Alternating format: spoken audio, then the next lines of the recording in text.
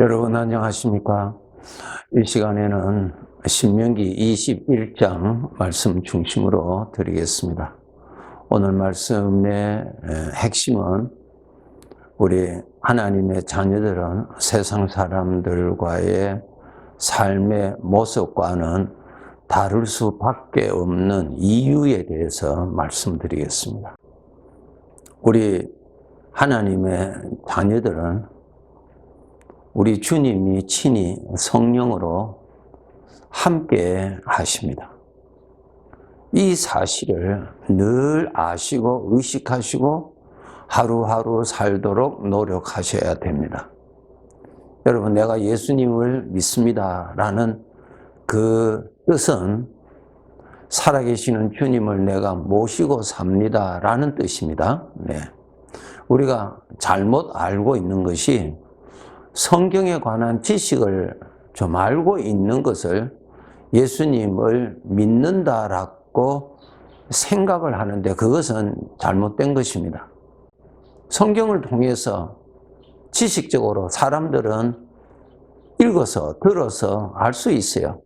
그 아는 것을 나는 예수를 믿는다 라고 말을 하는 것은 성경에서 말씀하고 있는 것과는 완전히 다른 뜻입니다.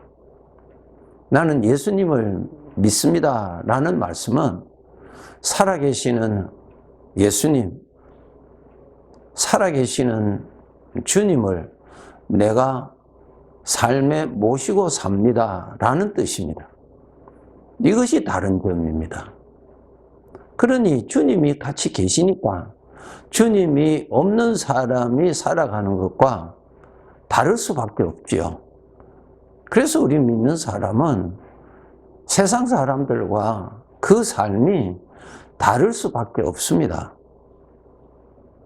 세상 사람들의 삶의 그 중심은 누굽니까? 자기 자신 아닙니까? 내가 좋아하는 대로, 내가 옳다고 하는 대로 그렇게 판단하고 살잖아요. 내가 기분 좋아하는 대로, 내가 옳다고 하는 대로 내가 다 주장하고 내가 주관하고 내 중심으로 살잖아요. 그런데 우리 믿는 사람은 주님이 같이 계시니까 주님 중심으로 생각을 맞추고 살아야지요. 이렇게 하는 것이 주님을 기쁘시게 하는 것인지, 주님을 무시하는 것인지, 멸시하는 것인지 주님을 기준으로 두고 살아가야 되는 것입니다. 그러니 다를 수밖에 없죠. 여러분, 죄의 특징은 자기 중심으로 살도록 하는 것이 죄의 특징입니다. 그것이 죄로 말미암아 온 사상입니다. 여러분, 창세기 1장을 읽어보세요. 주인은 하나님이세요. 나의 주인은 하나님이십니다. 나라고 하는 존재를 창조하신 이가 하나님이십니다. 그분이 주인이세요. 오늘 우리가 이 땅 위에서 살고 있다고 하는 이 삶의 결정권은 우리 본인에게 전혀 없습니다. 주인에게 있습니다. 그 주인이 하나님이세요. 하나님의 결정하에서 지금 우리가 살고 있습니다. 하나님의 결정하에서 나를 이 세상에서 불러가십니다. 그런데 죄로 말미암아 하나님을 무시하게 됐습니다. 가장 무서운 죄가 주인이신 하나님을 무시하고 사는 것이 가장 큰 죄입니다. 죄의 판단은 하나님이 하십니다.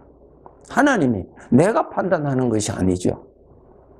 나는 판단을 받을 사람이고 판단할 자는 주인 되시는 하나님이 나를 판단하십니다. 그럼 주인의 입장에서 가장 큰 죄가 무엇입니까? 살인죄보다도 더 큰 죄가 무엇입니까? 주인을 평생 무시하고 산 것. 주인의 입장에서 한번 생각해 보세요. 가장 큰 죄입니다. 그리고 자기가 주인 행세하고 산 것. 주인의 입장에서 보면은 완전히 탈선한 것입니다. 이것을 죄라고 하는 것입니다. 죄. 예수 그리스도를 믿는 사람은 주님이 같이 계세요. 주님이 살아 계세요. 하나님 아니세요. 영으로 같이 계신다고 성경에 얼마나 많이 기록해 두셨습니까? 지금도 주님은 영으로 함께 계시거든요. 그러니까 함께 계시는 그분을 내가 의식하지 아니하고 주인 하나님이 없는 사람과 같이 내가 그렇게 산다면은 이것은 어린아이 같은 크게 잘못된 삶이 되는 것입니다. 우리 주님을 믿는 사람은 세상 사람들과 삶이 달라요. 혼자 살 때하고 함께 살 때하고 다르지요. 혼자 살 때는 자기가 주장하고 자기가 옳다고 하는 대로 살아가지요. 그런데 함께 살아갈 때는 상대방을 전혀 무시하고 자기가 좋아하는 대로만 한다면 그것은 말이 안 되죠. 그것은 불행이에요. 거기에 행복이 있을 수가 없습니다. 이 모든 피조물, 우리 사람들의 주인 되시는 하나님이 계시는데 하나님 주인 앞에서 인생을 살아야 되는데 주인 없이 자기가 좋아하는 대로 살고 있는 것입니다. 특별히 구원받은 우리들,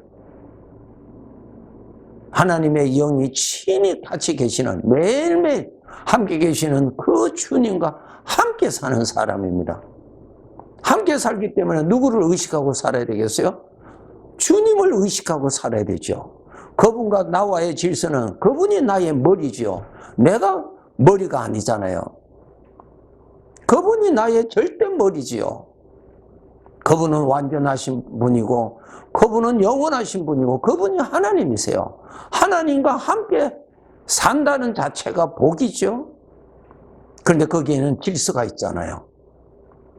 하나님과 함께 살면서 내가 마음대로 살고 내가 좋아하는 대로 산다는 그 말이 됩니까? 말이 안 되지요? 우리는 주님과 함께 인생을 사는 사람입니다. 혼자 사는 사람이 아니에요. 그렇기 때문에 우리는 어떻게 되겠어요? 주님과 맞춰서 살아야죠. 주님이 나와 맞춰서 사시는 것이 아니지요. 내가 하나님과 맞춰서 살아가야죠.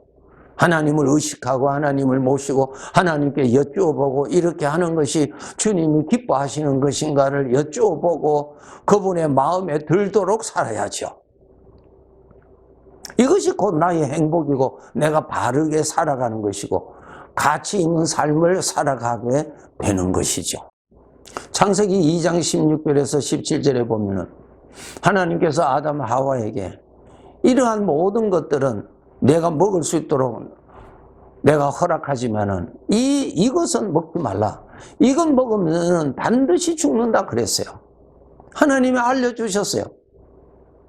이것은 내가 먹으면은 너에게 건강이 되고 즐거움이 되지만은 이건 먹으면은 너는 반드시 죽는다 그랬어요.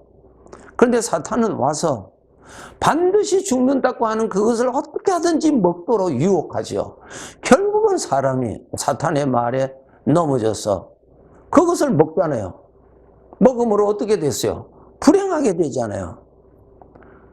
사망에서 살잖아요. 고통에서 살잖아요. 원치 아니하는 괴로움 속에서 살잖아요. 저들이 하나님이 먹으면 안 된다고 이거 먹으면 너는 반드시 죽는다 그랬어요. 그런데 사탄은 절대로 죽지 않는다고 그랬어요. 오늘날 하나님이 우리들에게 하신 말씀이 무엇입니까? 내가 너와 함께 있다. 너는 나와 함께 살아야 내가 평강이 있고 내가 복되게 살아갈 수 있다. 그러나 내가 나를 떠나고 너가 좋아하는 대로 내가 머리가 되고 내가 주인 노릇하고 내가 내 마음대로 내가 옳다고 하는 대로 살면 너는 반드시 죽는다. 그렇게 말씀하시잖아요. 그런데 너무나 많은 사람들이 이거 먹으면 반드시 죽는다는 것을 그 길로 가고 있단 말입니다. 누구에게 속아서? 마귀에게 속아서. 마귀가 나를 사랑합니까? 마귀가 나를 구원자입니까? 마귀가 나를 사랑하는 거 아니에요. 마귀는 어떻게 하든지 나를 불행하기를 소원하는 나의 대적입니다. 대적이에요. 나를 사랑하시는 이는 우리 주님밖에 없어요.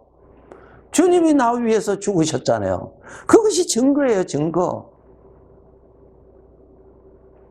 이것을 먹으면 너는 살지만은 이건 먹으면 반드시 죽는다 그랬어요. 주님과 함께 살아갈 때는 너는 반드시 산다. 너는 나의 도움을 받을 것이며 나의 은혜 가운데서 살 것이며 나무가 물가에 있음으로 인해서 물의 도움으로 정말로 좋게 자라고 아름다운 열매를 때를 따라 맺을 수 있는 것과 같이 너는 나와 함께 살면은 이러한 복을 누리고 살아갈 수 있다. 그러나 내가 나를 떠나서 너 중심으로 나를 무시하고 너가 하나님처럼 너가 주인이 돼서 너가 좋아하는 대로 내가 기뻐하는 대로 내가 원하는 대로 산다면 너는 반드시 죽는다 그랬어요. 우리 하나님의 자녀들, 이 말씀을 여러분 가볍게 취급하시면 안 됩니다. 정말 주님과 함께 살아야 복되게 살아갈 수 있어요. 나무가 물과 함께 살아야 나무가 기근이 심하고 가뭄이 심한 이 땅에서 복을 누리고 살아갈 수 있잖아요. 그런데 나무가 나는 물이 필요 없어. 나는 이 정도 나무가 크고 나는 나 혼자 살 수 있다라고 물을 떠나면은 그거는 죽음밖에 없어요. 그래서 우리 하나님의 자녀들은 주님과 함께 사는 것을 훈련하셔야 돼요. 주님과 함께 사는 삶이 성장해야 돼요, 여러분. 구원은 받았지만 어린아이가 누굽니까? 주님과 함께 살 줄 모르는 사람이 어린아이란 말입니다. 그것은 자기 괴로움이에요. 고통이에요, 고통. 이것을 먹으면 내가 반드시 죽는단 말입니다. 내가 고통을 당한단 말입니다. 내가 주님과 함께 살수록 우리는 주님의 은혜로 그 생명을 누리고 살아갈 수가 있는데 마귀한테 속아서 세상 사람들의 사고방식을 닮아서 그러한 습관을 따라서 주님 없이 나 혼자 사는 거예요. 내가 머리가 돼서 사는 것입니다. 그렇게 살면은 죽음밖에 없어요.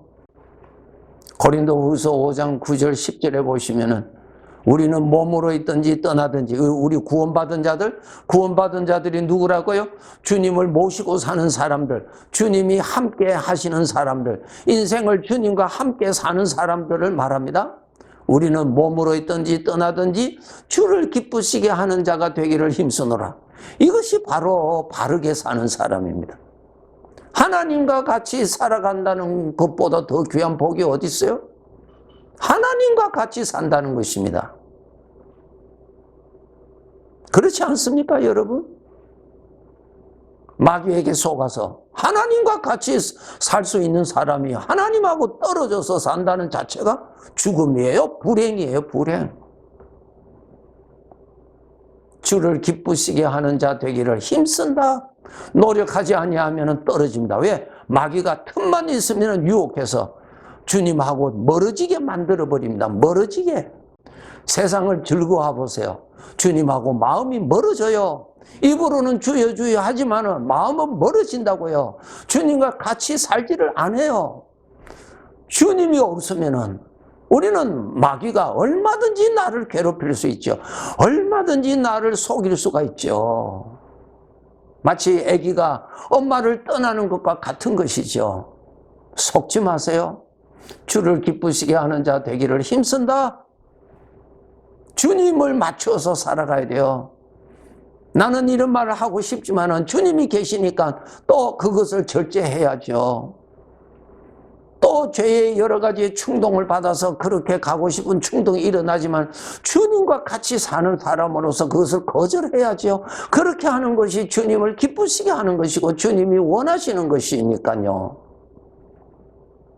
주님을 의식하고 사셔야 돼요. 주님과 함께 사는 사람이어야 됩니다. 입으로는 주님을 믿는다고 하는데 실제적으로는 주님과 함께 살지 못하는 사람들이 있단 말입니다. 이것이 영적으로 어린아이라. 어린아이는 같이 사는 것에 대한 모르잖아요. 자기만 살잖아요, 어린아이는. 그러한 자로 우리가 살면 안 됩니다. 왜? 우리가 이 세상의 삶을 마치면은 그리스도의 심판대 앞에서 심판받습니다. 이 세상 사람들은 죄의 형벌에 대한 심판을 받고요. 구원받은 자들은 주님과 함께 얼마나 잘 살았느냐 하는 천국에서 받을 상급의 심판이 있다고요. 그때 부끄럽게 나타나지 않도록 우리는 깨어서 살아야 됩니다. 주님이 없는 사람처럼 나 혼자서 내가 알아서 사는, 내 중심으로 내가 판단하면서 사는 그러한 어리석은 자가 되지 말고 주님과 함께 살고 주님의 도움을 받고 살고 주님의 지혜를 받고 살고 주님이 주시는 말씀을 듣고 살고 주님을 의지하고 살고 주님을 바라보고 살고 주님을 중심으로 주님의 마음을 편안하게 해드리도록 하는 중심을 가지고 살아가도록 주님과 함께 인생을 살아가세요. 이것보다 더 귀한 복이 어디 있어요? 이렇게 산 사람은 이 세상의 삶을 마친 후에 주님으로부터 심판을 받을 때 칭찬과 영광도 주신다고 약속하셨어요. 주님 앞에서 사망의 생각을 따라가지 말고 사망의 생각을 품지 말고 주님을 높이고 주님 의지하고 주님의 능력을 높이고 주님의 약속을 찬양하고 주님의 영원한 사랑에 감사하고 인격적으로 주님의 사랑을 받으면서 그리고 부족하지만은 주님을 사랑하면서 인생을 살아가는 사람, 하나님께서 인정하시는 행복한 인생을 살아가는 사람이죠. 우리는 그렇게 주님과 함께 인생을 살아가는 사람으로 더욱더 발전하도록 그렇게 해서 성숙한 삶을 살아가도록 우리는 그렇게 더욱더욱 깨어서 노력해야 합니다. 네, 감사합니다.